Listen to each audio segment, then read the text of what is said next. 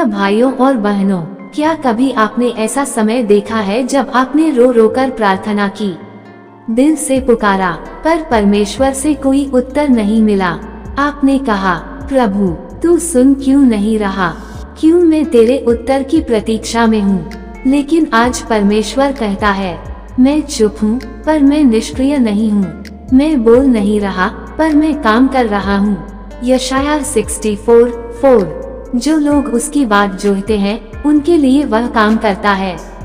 परमेश्वर की चुप्पी सजा नहीं, तैयारी है। जब परमेश्वर चुप होता है, वह तुम्हें अनदेखा नहीं कर रहा, वह तुम्हें तैयार कर रहा है। यूसुफ को याद करो, उसने स्वप्न देखा था कि वह महान बनेगा, पर उसके बाद जेल, धोखा, दर्द, अकेलापन। परमेश्वर चुप था, पर उस चुप्पी के पीछे परमेश्वर की योजना थी। वही यूसुफ बाद में मिस्र का राज्यपाल बना। परमेश्वर की चुप्पी तुम्हारे बुलाहट की तैयारी है। वह तुम्हें गुमनाम बनाकर प्रसिद्ध करने की योजना बना रहा है। जब परमेश्वर चुप है, तब भी वह उपस्थित है। कभी कभी परमेश्वर आवाज में नहीं, बल्कि शांति में बोलता है। 1 राजा 19:11-12। यहोवा न तो तूफान में था, न भूकंप में, न आग में, पर आग के बाद एक धीमी सी ध्वनि आई और उसमें यहोवा था। भाई बहनों, कभी कभी जब सब कुछ शांत हो जाता है, वही परमेश्वर कहता है, अब सुनो, मैं धीरे धीरे तुम्हारे भीतर काम कर रहा हूँ। परमेश्वर की चुप्पी भी उसकी उपस्थिति का प्रमाण है। वह अदृश्य रूप में तुम्हारे जीवन की डोर संभाले हुए है। परमेश्वर देर नहीं करता, बल्कि सही समय चुनता है। हम सोचते हैं कि परमेश्वर देर कर रहा है, लेकिन वह कभी देर नहीं करता। वह हमेशा सही समय पर आता है। सबोपदेशक 3:11। उसने हर बात को उसके समय पर सुंदर बनाया है।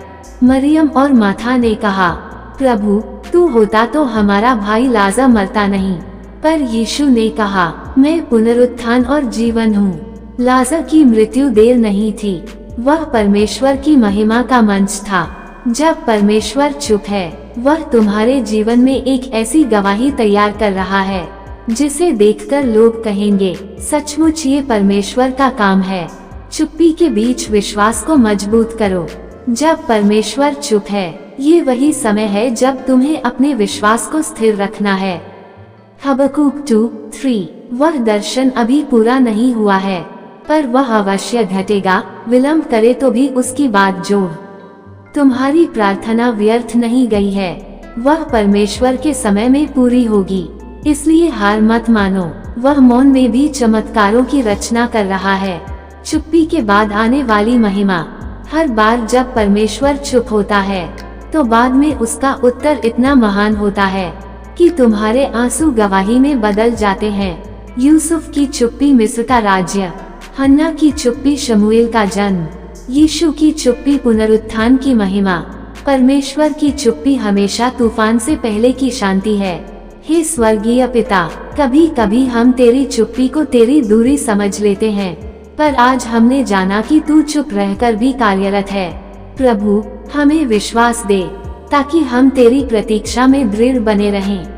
हम मानते हैं कि तू हमारे जीवन में काम कर रहा है, भले ही हमें अभी दिखाई न दे। हम तेरी योजना पर भरोसा करते हैं, तेरे समय पर विश्वास करते हैं। यीशु मसीह के नाम में आमीन।